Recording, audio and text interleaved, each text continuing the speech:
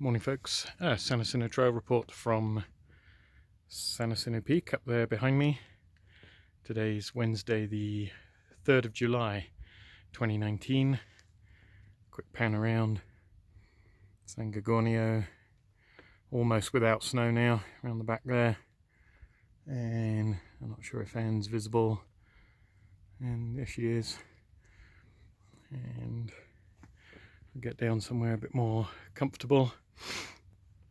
So in terms of trail conditions, not a great deal to report on at this point. Kind of in this intermediate period, snow's gone. There are about half a dozen tiny little patches left on the East Ridge Trail coming up from Miller Peak. If you come up the direct route, literally you can step over them. Otherwise, all trails completely snow-free at this point.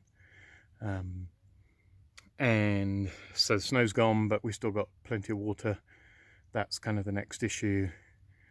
Starting to dry up below 8,000 feet. A lot of the water sources starting to dry up. Most of the ephemeral springs and streams that did well with this winter. I'll keep that posted. That's updated in the text. Just a quick reminder to folks who are only watching this on the YouTube video that the text version, the San Jacinto Trail Report, you can Google that. That has a lot more information. And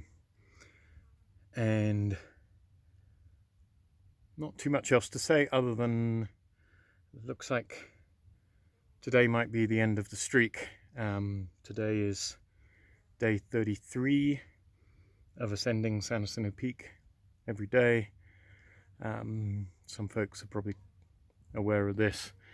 My initial objective in June was to break the previous record at 12 days, which I set last year.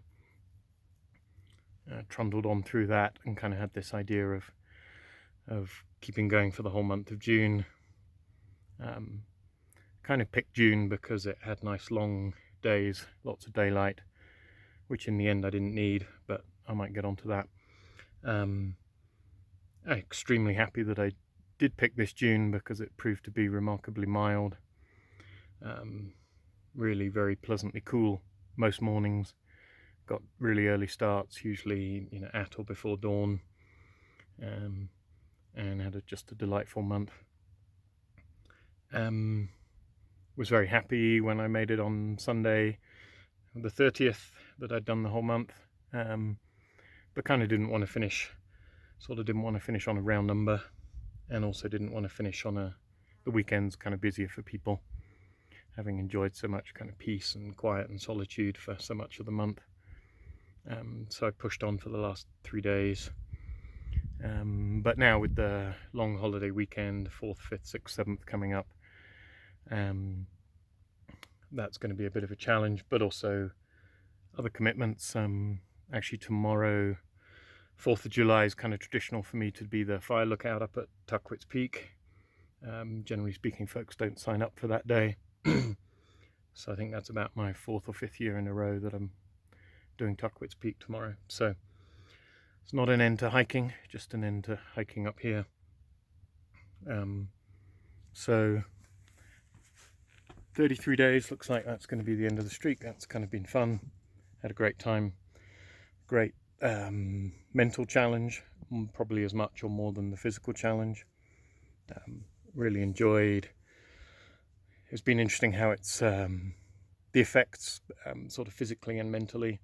First few days were straightforward. I mean, I'm used to hiking up here multiple days in a row, and then I got to about day 7. Days kind of 7 through 9 were surprisingly hard.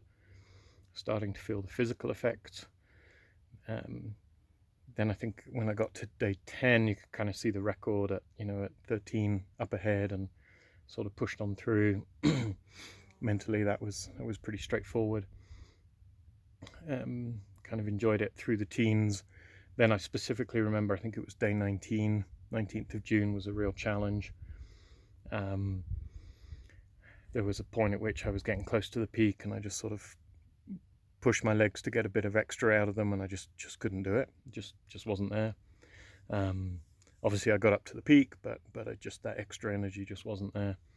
And the next few days after that, in the kind of early 20s, were difficult. They were hard. And then somewhere in the mid to late 20s, 25th, 26th, I had a really good, strong day, really fast descent. And ever since then, I've been cruising. Felt really, really good. So it's kind of interesting how it's gone through waves of relative ease and relative difficulty. And I had a few ground rules. The original plan, like I say, was having nice long days. I could, meander up, take as long as I wanted. But then from an exercise viewpoint, I ended up setting a few ground rules to actually kind of do it all as fast as I could, which I appreciated. I appreciated having the afternoons to actually recover. If you were on your feet all day, it would actually be really hard to recover day to day. So kind of rule one was, as anyone knows who hikes with me or at all, I don't use the tram, the Palm Springs tramway. Even if I do Skyline or Cactus to Clouds, I always either hike down the trail or hike home to Idlewild. So everything started and finished at genuine trailheads, no use of the tram, which meant every ascent was, averaged between 4,500 and 5,000 feet every day.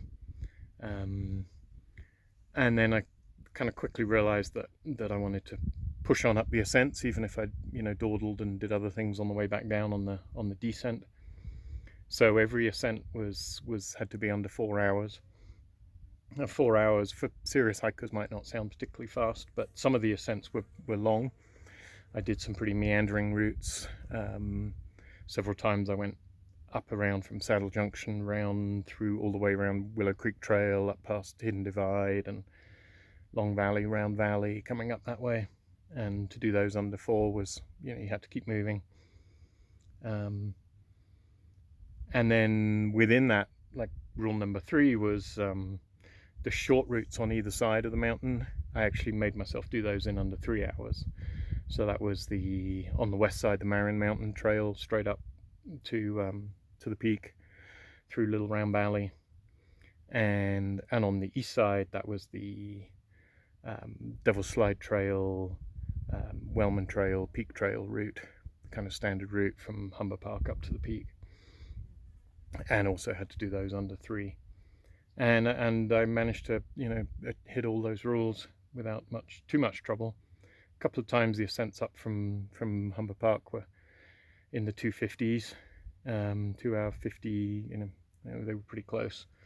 But funnily enough, the 2 fastest ascents were in the last week. Anne and I came up Marin Mountain Trail on Saturday, the 29th of June, in 220, and then I managed to make today, the last day, the fastest ascent of coming up on the east side in 227.